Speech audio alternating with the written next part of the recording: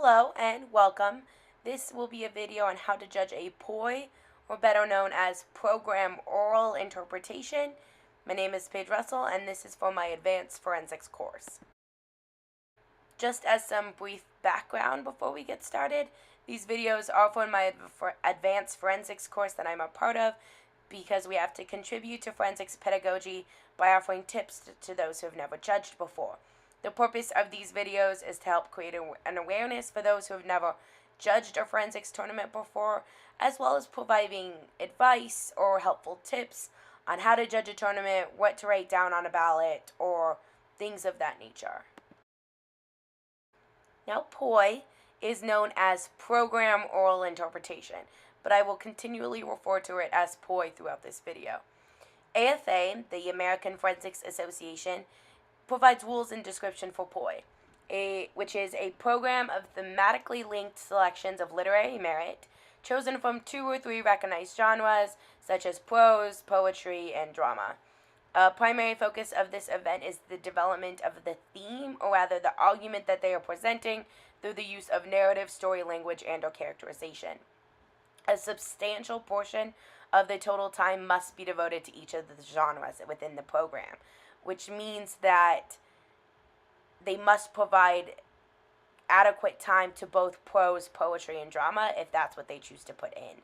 One selection of this program may be original, which means that the student could have written it themselves. A use of manuscript is required, which means that you will see them performing with a black book, which they can use to help enhance their argument as well. There is a 10-minute time limit that performers will try to adhere to, with a 30-second grace period. Now, the structure of POI is interesting. There is a common structure, but some will deviate from this by maybe doing an intro in the middle or at the end of the piece. Either way, they should signpost along the way to let you know what they're doing. The first thing that you will see in this structure is a teaser. A performer will generally preface all of their literature in the teaser, or at least a substantial amount of it.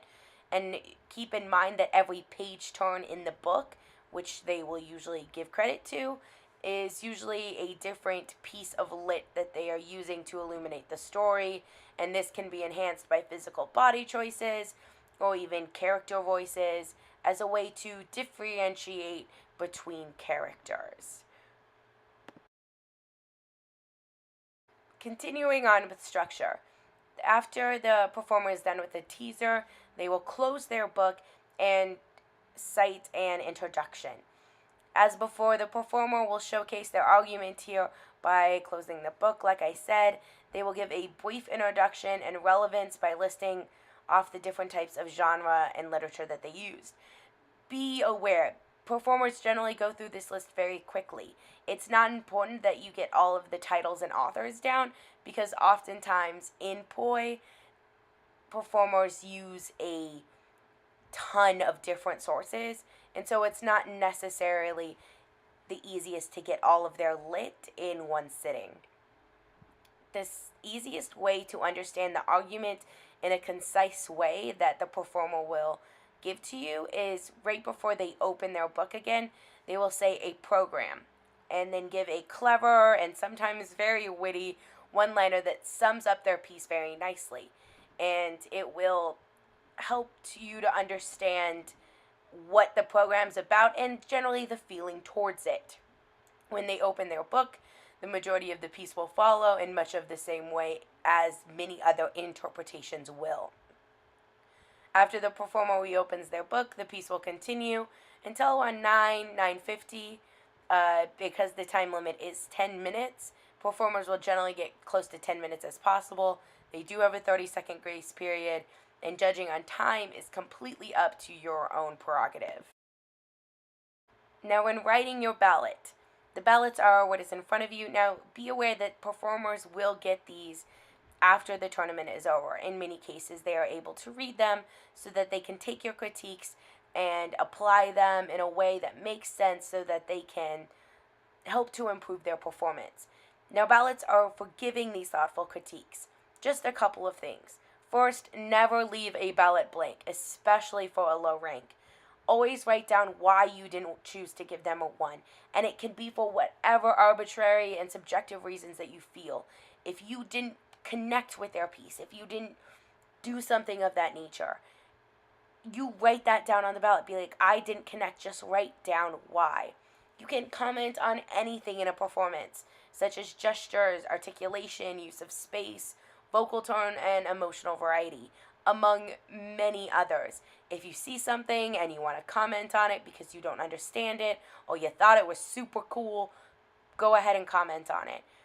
Never leave a ballot blank or just write down good job. They understand that they're probably doing a good job. What you should write down is things that you think that can help improve them. And if there's absolutely nothing that they could improve upon, they shouldn't be getting 5s or 6s, especially if you think there's nothing they can improve upon. As long as you tell them why, write down on your ballot why you felt this way, why you wrote down this comment, why you felt like gestures or articulation was maybe bad here and gestures were a little bit awkward. That's something that a performer can fix, and they would more likely be alright with hearing it on, like reading it on a ballot, than you just writing good job and then giving them a 4 or a 5. Write down something critical so that they can help improve their own performance.